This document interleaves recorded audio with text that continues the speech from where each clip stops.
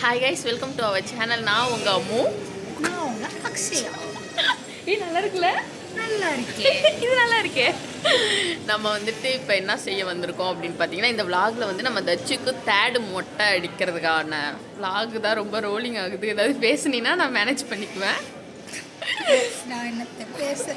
நம்ம வந்து தச்சுக்கு 3வது மொட்டை அடிக்கிறதுக்காக தான் நம்ம வந்திருக்கோம். 3வது மொட்டை வந்து நாகூர் தர்காவில் அடிக்கிறதுக்காக அந்த விலாக் தான் பார்க்க வந்திருக்கீங்க. இதுக்கு முன்னாடியே நம்ம போய் தச்சுக்கு மொட்டையெல்லாம் அடிச்சுட்டு குளிச்சிட்டு இருக்கோம். அந்த விலாக் அப்படியே ஃபுல்லாக கண்டினியூவாக பார்ப்பீங்க. ஸோ இப்போ தான் நம்ம சேனலில் புதுசாக பார்க்குறீங்கன்னா மறக்காமல் சப்ஸ்கிரைப் பண்ணி வச்சுக்கோங்க. அப்போ தான் நான் என்னைக்காவது போடுற வீடியோ உங்களுக்கு உடனே வரும். வாங்க வீடியோக்குள்ளே போகலாம்.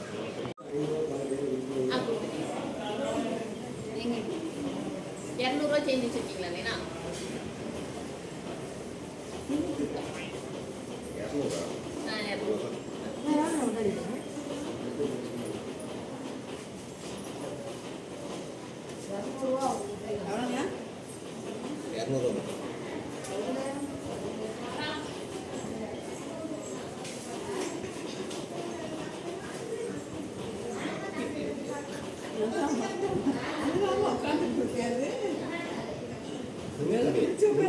அப்படியே இருக்கட்டும். அவங்க கரெக்டாக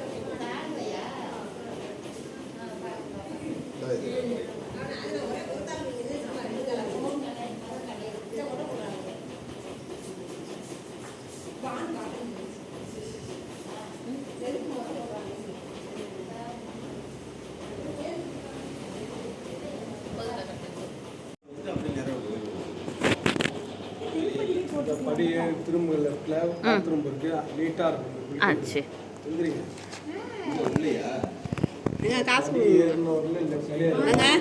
ஃபைனலி தச்சுக்கு நம்ம மொட்டையை அடிச்சாச்சு. அரிக்குதா? குளிக்கலாம். ஓ சரி, வாங்க போங்க. அப்படிதான் அரிக்கு.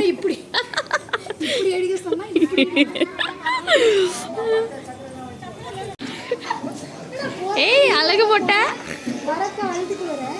ஏன் என்னாச்சு?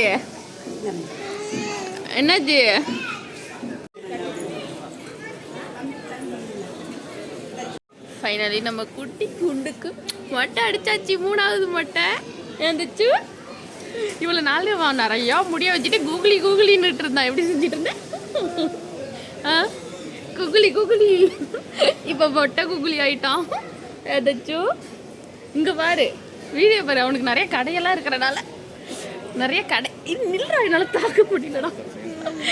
நிறைய கடையெல்லாம் இருக்கிறனால அவன் ஏதாவது வாங்கணும்னு சொல்லிட்டு அவனோட பார்வெல்லாம் அந்த பொம்மை மேலேயும் ஜேசிபி மேலேயும் தான் இருக்குது. அவனுக்கு ஏதாவது வாங்கி கொடுக்கணும். ஃபர்ஸ்ட் போய் சாமி கும்பிட்டு அதெல்லாம் சாமி கும்பிட்டு வந்து தான் வாங்கணும். சாமி கும்பிட்டு வந்து தான்.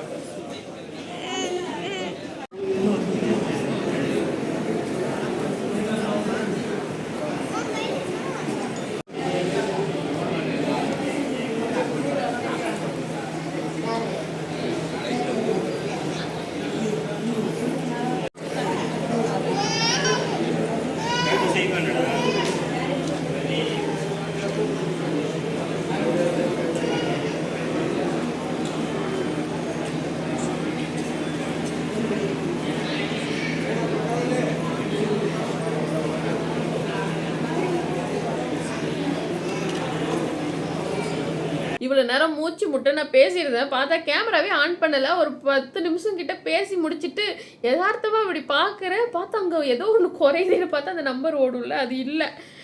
மூச்சு முட்டை பேசினேன். அதுக்கப்புறமேட்டு நம்ம வந்து தர்காவுக்கு போய் நல்லபடியாக தச்சுக்கு மொட்டை எல்லாமே அடிச்சுட்டு வந்தாச்சு. எதனால தர்காவில் போய் ஒரு மொட்டை, நாகூர் தர்காவில் ஒரு மொட்டை அப்படின்னு பார்த்தீங்கன்னா, தச்சு பிறக்கிறதுக்கு முன்னாடியே நிறையா சாமிக்கிட்ட வேண்டியிருந்தோம். அது இல்லாமல் வந்துட்டு நம்ம வந்து நாகூர் தர்காவில் வந்து மொட்டை அடிக்கிறது ஒரு வழக்கமாக அவங்க வீட்டில். ஸோ வந்துட்டு அது முன்னாடிலேருந்தே சொல்லிட்டு இருந்தாங்க. 3வது மொட்டை வந்து நாகூர் தர்காவுக்கும், 4வது மொட்டை வந்து வேளாங்கண்ணி. அப்படியே அதுக்கப்புறம் நிறையா சாமிக்கிட்ட வேண்டியிருந்தோம். தச்சுக்கு அவ்வளோ சாமிக்கிட்ட வேண்டியிருந்தோம். அது எல்லாமே பண்ணணும். தச்சுக்கு பார்த்தீங்கன்னா இப்போ ஒரு 5 வயசு ஆகுது. கிட்டத்தட்ட இப்போ தான் 3வது மொட்டையை நம்ம போடுறோம். இதுக்கு இடையிலே நிறைய மொட்டை போட்டிருக்க வேண்டியது. ஆனால் அந்த பையன் போட மாட்டேன்னு சொல்லி அழுதுகிட்டு, இல்லைன்னா என் கூட துணைக்கு யாராவது மொட்டை அடிங்க, அப்போ தான் நான் போடுவேன் அப்படின்னுட்டு இருந்தான். அதனால வந்துட்டு நம்ம வந்து மொட்டையே போடலை. ஸோ அப்படியே ஈஸியாக அப்படியே விட்டாச்சு. சரி, பிள்ளையும் வளர்ந்துட்டு இருக்கான். இல்லைன்னா ஏதாவது ஒரு ஃபங்க்ஷன் வேறு வந்துக்கிட்டே இருக்கும். சரி இப்போ மொட்டை அடிக்கலாம் அப்படின்னு பார்த்தா அவன் பர்த்டே வந்துடும். சரி அதுக்கப்புறம் வந்து செய்யலாம்னு பார்த்தா வேறு ஏதாவது வீட்டில் ஃபங்க்ஷன் வந்துடும், இல்லை அக்காவுக்கு கல்யாணம், இந்த மாதிரி அக்கா குழந்தை பிறகு இந்த மாதிரி ஏதாவது ஒரு ஃபங்க்ஷன் வந்துக்கிட்டே இருக்குமா. அதனால வந்துட்டு சரி இப்போதைக்கு வேணாம் அப்படின்னு தள்ளி போட்டேவும் இப்போ வந்து சரி முடி நிறையா வளர்த்தாச்சு, முடியும் வெட்டவே இல்லையா. அவங்க மிஸ்ஸும் சொல்லிகிட்டே இருந்தாங்களாம் தச்சும் போய் ஹேர் கட் பண்ணுன்னு. இதான் சாக்கு அப்படின்னு சொல்லிட்டு நம்ம 3 நாள் விரதத்தில் இருந்துட்டு அப்படியே போய் சாமி கும்பிட்டு தர்காவில் போய் மொட்டை அடிச்சுட்டு வந்தாச்சு. இது ஒரு பெரிய கடன் வந்து முடிஞ்ச மாதிரி இருக்குது. அதுக்கப்புறம் இன்னும் பேலன்ஸ் வந்துட்டு நாகூருங்கிற வேளாங்கண்ணி, பழனி, திருப்பதி, அதுக்கப்புறம் இன்னும் என்னென்ன கோயில் ஞாபகம் இல்லை. அப்படியே ஒரு கோயிலாக வந்துட்டு அவனுக்கு மொட்டை அடிக்கணும். நார்மலாகவே வந்து குழந்தை பிறந்துச்சுனாலே நிறையா மொட்டை அடிப்பாங்க. இப்போ தான் தச்சுக்கு நாங்கள் 3வது மொட்டையே அடிக்கிறோம்.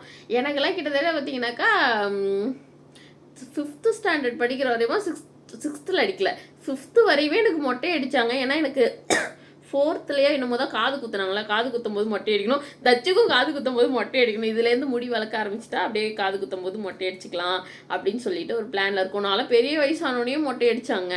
அப்போ எனக்கு ஆனால் ஹேர் க்ரோத் ரொம்ப கம்மியாக இருக்கும். அது எதனாலனே தெரியல. ஃபுல்லாகவே இப்போ நார்மலாக த்ரெட்டிங் பண்ணால் கூட எனக்கு அது வளர்கிறதுக்கே வந்து கிட்டத்தட்ட ஒரு 4 மாதம் 5 மாதம் ஆகும். அவ்வளோ க்ரோத் கம்மியாக இருக்கும். ஆனால் பசங்களுக்கெல்லாம் பார்த்தீங்கன்னா கடை வளர்ந்துடும். தச்சுக்கு இப்போ தான் முடி கட் பண்ணிட்டு வந்த மாதிரி இருக்கும், அடுத்த வாரமே வளர்ந்துடும். அவங்க மிஸ் சொல்லி விடுவாங்க ஹேர் கட் பண்ணி விடுங்க அப்படின்னு டைரியில் எழுதி கொடுப்பாங்க. அந்த மாதிரி அவனுக்கு ஹேர் வளர்ந்துகிட்டே இருக்கு. இனிமேல் அவனுக்கு சர மாதிரியே மொட்டை அடிச்சுக்கிட்டே இருக்கணும். அப்போ தான் அவனுக்குமே ஹேர் க்ரோத் நல்லாயிருக்கும். நமக்கு சின்ன வயசில் வந்துட்டு எனக்கு 4 மொட்டை 3 மொட்டை அந்த மாதிரி தான் ஏதோ அடிச்சிருப்பாங்க. அதனால தான் எனக்கு ஹேர் க்ரோத் கம்மியாக இருக்கா என்னன்னு தெரில. அப்படி அங்கங்கே வந்துட்டு ஓப்பன்ஸ் இருக்கும் சொட்டையா. ஸோ நீங்களும் உங்கள் குழந்தைங்களுக்கு வந்து நிறைய மொட்டை அடிச்சிருக்கீங்களா, உங்களுக்கு நிறைய மொட்டை அடிச்சிருக்கீங்களா அப்படின்னு சொல்லி மறக்காம கமெண்ட் பண்ணிடுங்க. நான் லாஸ்ட்டாக ஒரு ஷார்ட்ஸ் போட்டிருந்தேன். நாகூர் தர்காவில் போயிட்டு எனக்கு செம்ம ஸ்டொமக் பெயின். அதுக்கு முன்னாடி ஒரு 3 or 4 days அவ்வளோ ஸ்டொமக் பெயின், என்னால் எதுவுமே பண்ண முடியல. அப்போ வந்துட்டு நாகூர் தர்காவுக்கு போய் கயிறு கட்டிட்டு வந்தால் எனக்கு நல்லா ஆகும்னு எனக்கு வந்துட்டு ஒரு பர்சனலாக ஒரு நமக்கு ஒரு நம்பிக்கை இருக்கும்ல, இங்கே போனால் இது சரியாகும், அங்கே போனால் அது சரியாகும் அப்படிங்கிற மாதிரி. எனக்கு வந்துட்டு அங்கே போனால் சரியாகும் அப்படின்னு என்னோட நம்பிக்கை. அது நிறைய பேர் வந்து கிண்டல் பண்ணியிருந்தீங்க. நிறையா பேரோட கமெண்ட்டை நான் ரிமூவ் பண்ணிட்டேன். இருந்தாலும் நான் எனக்கு சொல்லணும்னு தோணிகிட்டே இருந்துச்சு. எனக்கு நிஜமாவே அவ்வளோ ஸ்டொமக் பெயின், என்னால் நடக்கவே முடியல. ஆஃபீஸில் போய் என்னால் உட்காரவே முடியல. அவ்வளோ ஸ்டொமக் பெயின், தாங்க முடியாத அளவு ஸ்டொமக் பெயின். ஆனால் நான் ஹாஸ்பிட்டலும் போவே இல்லை. என்னோட எக்ஸ்ட்ரீம் லெவலுக்கு எப்பயுமே என்னை பொறுத்த வரையுமே எனக்கு வந்து எவ்வளோ எக்ஸ்ட்ரீம் லெவல் ஆனதுக்கப்புறம் தான் நான் ஹாஸ்பிட்டலே போவேன். எனக்குன்னா மற்றபடி என் கூட உள்ளவங்க எல்லாருக்குமே வந்து சின்னதாக ஒரு குட்டியோண்டா வலிக்கு அப்படின்னாலே நான் உடனே ஹாஸ்பிட்டல் கூப்பிட்டு போயிடுவேன். ஆனால் எனக்கு அப்படின்னு பார்த்தீங்கன்னா நான் போவே மாட்டேன். எக்ஸ்ட்ரீம் லெவலுக்கு தான் போவேன். எக்ஸாம்பிள் பார்த்தீங்கன்னா இப்போ நான் திருப்பதிக்கு போயிட்டு வந்தப்போ ஒரு சின்னதாக ஒரு ஆணி குத்திருச்சு. ஆணி குத்தி அந்த இடத்துல வந்து பிளாஸ்திரி ஒட்டிட்டேன். ஆணியில் சும்மா கம்பி ஒன்று கிழிச்சிருச்சு, பிளாஸ்திரி ஒட்டிட்டேன். அதுக்கப்புறம் செமையாக வலிக்க ஆரம்பிச்சிருச்சு. சின்ன அது பிச்சு பார்த்தா அப்படியே சீல் வச்சுருக்கும்ல, அப்படி இருந்துச்சு. அதை நான் என்ன செஞ்சேன், சரி சீலை வெளியில் எடுத்துட்டா நல்லாயிரும் அப்படின்னு சொல்லிட்டு ஊக்க வச்சு எடுத்த பாருங்க. அது செப்டிக் ஆகி காலில் கட்டு போட்டே தான் இருக்கிறேன். கிட்டத்தட்ட இப்போ இது போயிட்டு வந்து ஒரு 10 நாள் கிட்ட ஆயிருக்கும், 10-12 நாள் ஆகுது. இன்னுமே காலில் செலம் வச்சு செப்டிக்காய் எல்லாமே பண்ணிகிட்டே தான் இருக்குது. இன்னுமே ஹாஸ்பிட்டல் போல் அவ்வளோ வலிக்குது. இருந்தாலும் நான் போவே இல்லை. டேப்லெட் வாங்கி சாப்பிட்டுக்கிட்டோம். நேற்று தான் வந்துட்டு சரி அச்சியாவை கூப்பிட்டு ஊசி போட்டுக்கலாம், டிடி இன்ஜெக்ஷன் மட்டும் போட்டுக்கலாம் அப்படின்னு சொல்லிட்டு டிடி இன்ஜெக்ஷன் போட அதுவும் யோசித்து சரி எதுக்கு போட்டுக்கிட்டு வேணாம் விட்டுறலாம் அப்படின்னு சொல்லிலாம் இது பண்ணேன். அதுக்கப்புறம் சரி வேணாம் ஒரு டிடி இன்ஜெக்ஷன் தானே அப்படின்னு சொல்லிட்டு நான் ரொம்ப கஷ்டப்பட்டு ஒரு இன்ஜெக்ஷன் மட்டும் போட்டு நானே இதை க்ளீன் பண்ணி இப்படி பண்ணிகிட்டு இருக்கேன். இந்த மாதிரி எக்ஸ்ட்ரீம் லெவல் அளவு தான் நான் வந்துட்டு ஹாஸ்பிட்டலே போவேன். ஆனால் எனக்கு என்ன அப்படின்னாக்கா நாகூர் போனால் எனக்கு உடனே நல்லாகும்னு எனக்கு ஒரு நம்பிக்கை. நீங்களும் அவங்கள வந்து நிஜமாக நம்பி ட்ரை பண்ணிங்கன்னா கண்டிப்பாக அது நடக்கும். நிறைய பேருக்கு நம்ம சாமியுமே ஓகே தான், நம்ம சாமியும் நான் கும்பிடுவேன், எல்லா சாமியுமே கும்பிடுவேன். இருந்தாலும் எனக்கு இந்த மாதிரி ஒரு விஷயத்தில் வந்துட்டு நாகூர் தர்காவில் போய் வேண்டுனாலோ இல்லை அங்கே போனாலோ எனக்கு நல்லா இருக்கும்னு எனக்கு ஒரு நம்பிக்கை. இப்போ நார்மலாக தூக்கத்திலேயே வந்துட்டு என்னை அப்படி போட்டு அமுக்கிற மாதிரிலாம் இருக்கும். ஏன்னா எந்திரிக்கவே முடியாது, மூச்சு விட முடியாது, தூக்கத்தில் தூக்கி போடும். இதெல்லாம் எதனால் அப்படின்னு பார்த்தீங்கன்னா நம்ம சம்டைம்ஸ் பீரியட்ஸ் டயத்தில் நைட்டில் எங்கேயாவது வெளியில் போயிட்டு வர்றது, இல்லைன்னா ட்ராவலிங் அந்த மாதிரி இருக்கிற டயத்தில் ஏதாவது காற்று கருப்பு அடிச்சிருக்குமோ அப்படி அதெல்லாம் இருக்கா என்னன்னு தெரியல. இருந்தாலும் நம்மளோட மைண்ட் செட் வந்துட்டு பெரியவங்க அப்பையிலேருந்தே நம்மளை அப்படி பழகிட்டாங்களா, இந்த பீரியட்ஸ் டயத்தில் அங்கே போகக்கூடாது, இங்கே வரக்கூடாது, இருட்டில் எங்கேயும் போகக்கூடாது, இல்லை நைட் டயத்தில் எங்கேயும் போகக்கூடாது அப்படின்னு சொல்லிட்டு இப்போ நம்ம ஜாபுக்கு போகிறோம், இப்போ வெளியூருக்குலாம் போகிறோம் அப்படின்னா இதெல்லாம் நம்ம பார்த்துட்டு இருக்க முடியாது. இது ஒரு காமனாக ஆயிடுச்சு. இருந்தாலும் அந்த டயத்தில் அப்படிலாம் இருக்கும்போது எனக்கு கண்டிப்பாக அப்படியே நடக்கும். அப்படியே தூக்கத்தில் செமையாக அமுக்கிறது, மூச்சே விட முடியாத மாதிரி இப்படி தூக்கி தூக்கி போடுற மாதிரி இப்படிலாம் நடந்துக்கிட்டே இருக்கும். அது மட்டும் இல்லாமல் எனக்கு ஒரு பேய் அனுபவம் வேறு இருக்குது. அதெல்லாம் நான் உங்களுக்கு வந்து அடுத்த வீடியோவில் ஷேர் பண்ணுறேன். இது ரொம்ப லென்த்தாக போயிட்டுருக்கும். அந்த பேய் செம பேய், அது ஒரு பேய்ங்க, அது பெரிய பேய். அப்போ அதை நினச்சாலே எனக்கு இன்னும் பயமாக இருக்குது. எனக்கு பயம் வந்துடும் நைட்டில். ஸோ அந்த வீடியோ வந்து நான் உங்களுக்கு பகலில் ஒரு நாள் நான் உங்களுக்கு சொல்கிறேன். இந்த மாதிரிலாம் நடந்துட்டு இருக்கேன்னா எனக்கு அப்போ வந்து தர்கா போய் கயிறு கட்டி அந்த பாத்தியா அந்த தாத்தா கிட்ட தான் ஓதுவேன். அவர் ரொம்ப வயசானவங்க, லாஸ்ட் வீடியோலாம் பார்த்துருப்பீங்க.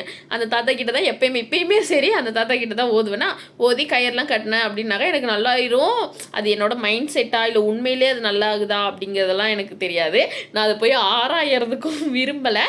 ஸோ வந்துட்டு நான் நல்லாயிடுவேன் அப்படிங்கிற மாதிரி ஒரு விஷயம். அவன் தச்சுக்கும் அப்படி தான் சின்ன வயசுலேருந்து அந்த தாத்தா கிட்ட தான் போய் ஓதுறது. அவனும் சில நேரம் தூக்கி தூக்கி போடுவான். இப்படி தூக்கத்தில் இப்படி தூக்கி போடுறது, இந்த மாதிரி அழுவுறது, இந்த மாதிரிலாம் பண்ணிகிட்டு இருப்பேன்னா அங்கே போயிட்டு வந்தால் அது சரியாயிரும். அந்த மாதிரி எங்களோட ஒரு நம்பிக்கை அது. அதை வந்து நாங்கள் யாரும் கிண்டல் பண்ணாதீங்க. நிறைய கமெண்ட்ஸ் அதில் வந்துருந்துச்சு. அதில் வந்துட்டு அது தப்பாக சொல்லலை, சில இது நாங்களுமே கிண்டல் பண்ணுவோம். அதுக்காக வந்து அடுத்தவங்களை கஷ்டப்படுத்துகிற மாதிரிலாம் வந்துட்டு கிண்டல் பண்ண வேண்டாம். அதனால தான் நான் நிறைய பேரோட கமெண்டை வந்து நான் டெலீட் பண்ணியிருந்தேன். உங்களை ஹேட் பண்ணுற மாதிரி இருந்துச்சுன்னா சாரி. ஸோ இந்த வீடியோ நான் முடிச்சுக்கிறேன். இது வந்து ரொம்ப லென்த்தாக போயிட்டே இருக்குது. என் ஃபோனில் வேறு சார்ஜ் இல்லையா, ஆஃப் ஆயிரும் கொஞ்சம் நேரத்தில். ஸோ தச்சுக்கு மட்டும் எடுத்தாச்சு நல்லபடியாக, எல்லாமே முடிஞ்சிடுச்சு. வேறு ஏதாவது சொல்லணும்னு நினச்சேன். நான் உங்களுக்கு ஏதாவது என்கிட்ட கேட்கணும் அப்படின்னு நினச்சிங்கன்னா மறக்காமல் கமெண்ட் பண்ணுங்கள். நான் நெக்ஸ்ட் வீடியோவில் வந்து நான் உங்களுக்கு கண்டிப்பாக ஆன்சர் பண்ணிடுறேன். இந்த வீடியோ உங்களுக்கு பிடிச்சிருந்தா மறக்காமல் லைக் அண்ட் ஷேர், சப்ஸ்கிரைப். இன்னொரு வீடியோவில் பார்க்கலாம்.